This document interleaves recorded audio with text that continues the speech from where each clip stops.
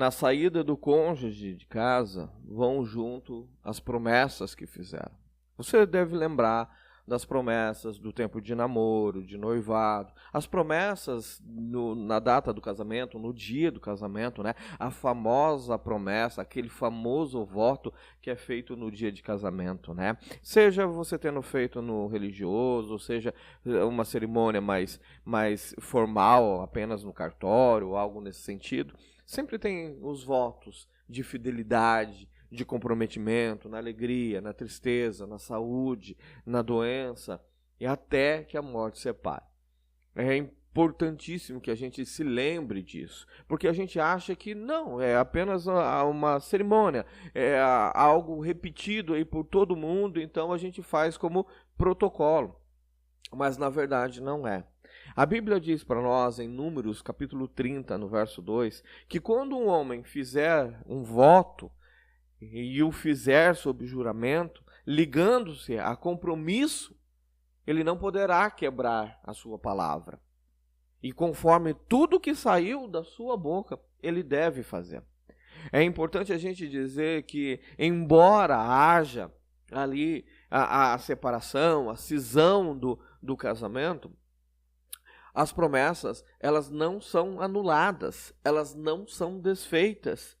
E cada uma delas, conforme o tempo vai passando, vão sendo quebradas, mas não anuladas. E toda quebra de promessa tem consequência, e tem consequências severas. Não é só a questão do matrimônio, mas todas as promessas que foram feitas, desde a fase do namoro até os dias de hoje.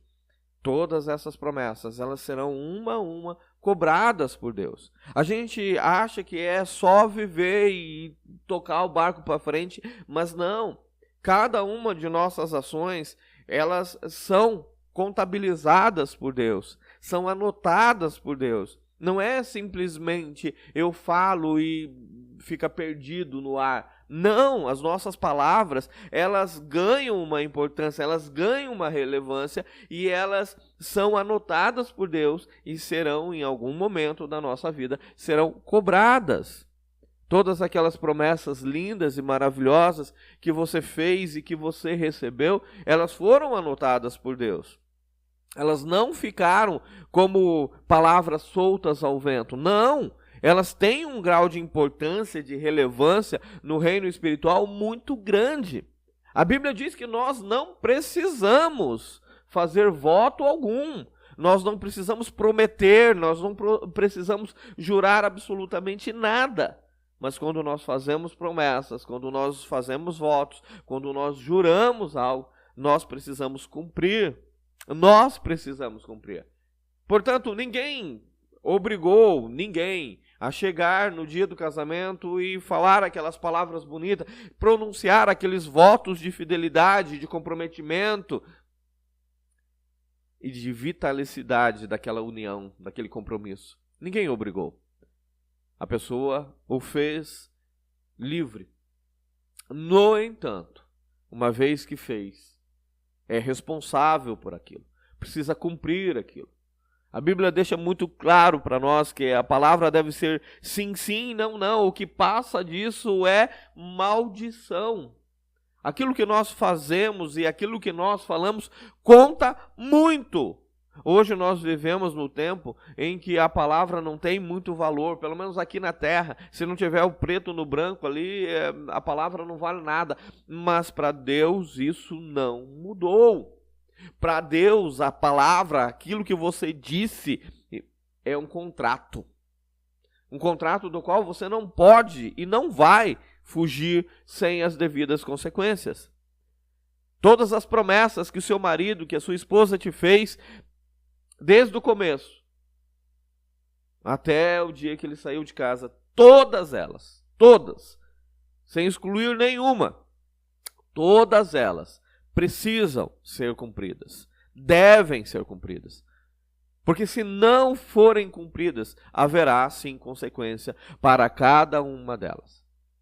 Quando Deus une duas pessoas, quando essas pessoas se casam, elas fazem promessas diante de Deus e dos homens. E essas promessas, elas não são apenas palavras, mas compromissos solenes. Em Mateus 19:6, Jesus nos ensina que, portanto, o que Deus uniu, ninguém deve separar. O casamento é uma união sagrada e as promessas feitas também são sagradas, também são dignas de serem honradas. É um dever honrar as promessas feitas. É um dever. Quando há separação, quando um casal decide separar, isso não anula de jeito nenhum as promessas feitas durante o casamento. Muito pelo contrário, a separação, ela precisa ser um momento de reflexão profunda sobre as responsabilidades assumidas. Infelizmente, não é isso que nós vemos. Nós vemos na separação apenas um olhar voltado para si. O cônjuge olha só para si, para mais ninguém. Para mais ninguém. Ele não se preocupa que ele fez promessas lá atrás, porque ele não tem compromisso. O compromisso dele é com ele. O amor se esvaiu, o amor foi embora. Ele não tem compromisso de cuidar da família, ele não tem compromisso de zelar pela criação dos filhos, ele não tem compromisso de zelar pela felicidade daquela pessoa que ele fez promessas lá atrás. Ele não tem. Infelizmente, é isso. Mas no momento de cisão, de separação, o correto seria reavaliar tudo. E ao reavaliar tudo, a separação jamais prosseguiria. Jamais prosseguiria. Porque a pessoa se daria conta de que ela assumiu um compromisso e que, infelizmente, esse compromisso está sendo deixado de lado, está sendo abandonado, está sendo negligenciado. E está sendo negligenciado justamente porque hoje o que tomou conta das decisões humanas não são os princípios e valores cristãos, mas sim aquilo que o mundo prega. Perceba que quanto mais o mundo vai se perdendo, quanto mais, como diz a Bíblia, a iniquidade vai se multiplicando, o amor vai se esfriando. O que é o amor, senão comprometimento, doar-se, entrega? Mas porque a iniquidade tem se multiplicado demais, tem contaminado tanto pessoas de fora quanto pessoas de dentro da igreja. Contaminado pessoas que, entre aspas, se dizem cristãos, seguidores de Cristo. Os valores vão se perdendo e quanto mais vai se perdendo, mais a sociedade vai decaindo, vai regredindo ao invés de progredir. E a regressão já começa justamente no casamento. Já começa justamente compromissos assumidos, promessas feitas, sendo ignoradas, como se elas não tivessem valor algum. E a palavra do ser humano também vai junto.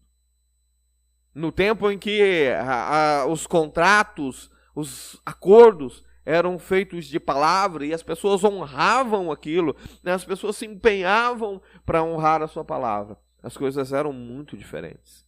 Hoje, como não tem valor algum a palavra dita num dia é esquecida no outro, a transformação de narrativas aqui, fala uma coisa e depois desfala, diz uma coisa aqui e depois muda conforme a conveniência.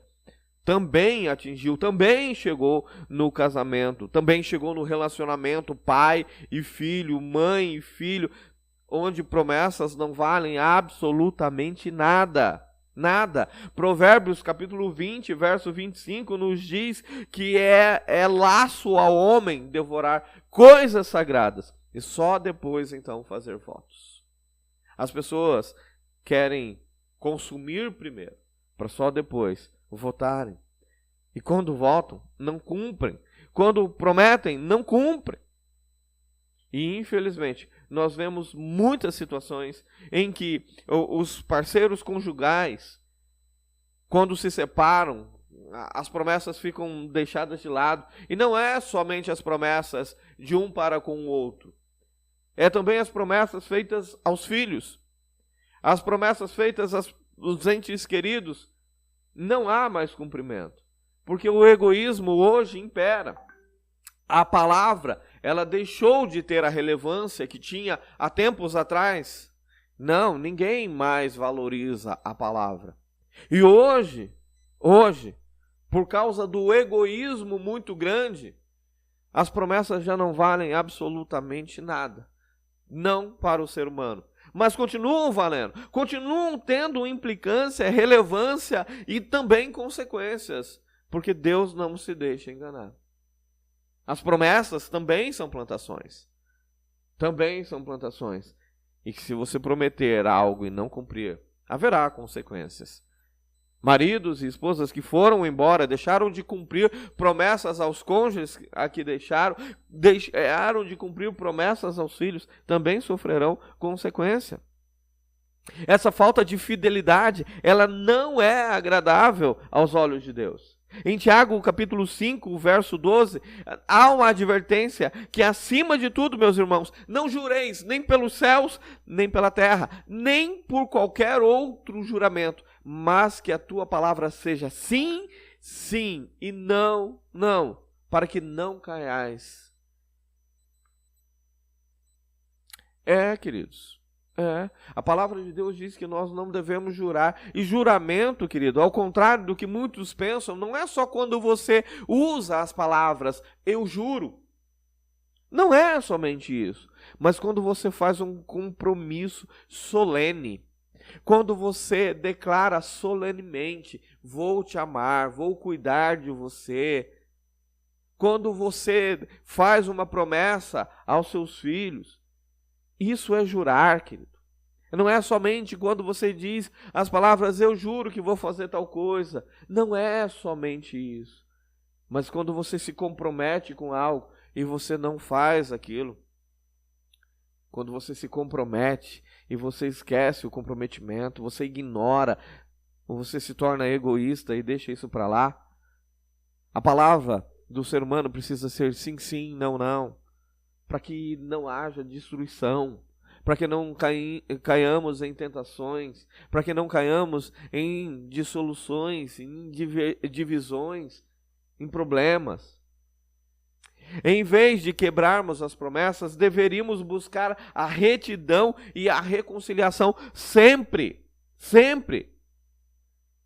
Jesus nos diz que mais importante do que qualquer outra coisa é que a gente se reconcilie, que a gente promova a reconciliação, seja em qualquer âmbito de relacionamento, seja com o irmão, seja com o pai, com mãe, com o filho, seja com o marido, principalmente com o marido, principalmente com a esposa.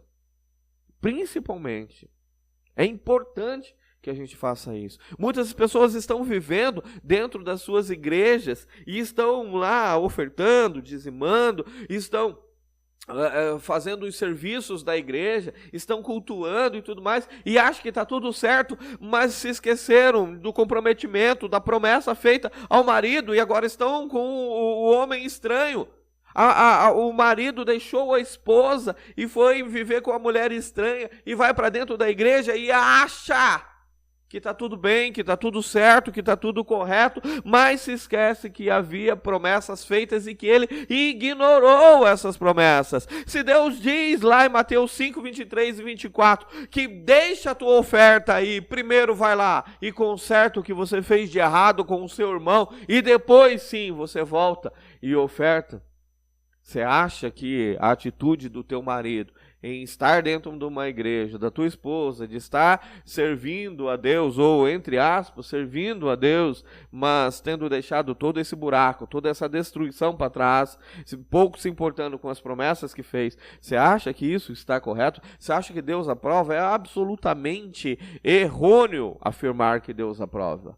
É absolutamente incompreensível que pastores, pregadores, padres e por aí vai, preguem que Deus está concordando com isso, porque Deus não está. A Bíblia é claríssima em dizer isso. Nós não podemos. Há esperança para eles.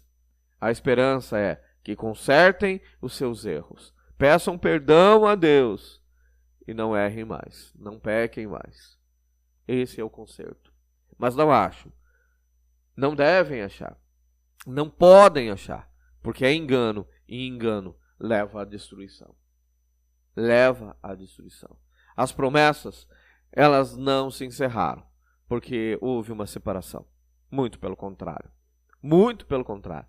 Elas se mantêm de pé, e cada uma delas receberá a sua respectiva cobrança. Que Deus abençoe a todos, fiquem todos na paz.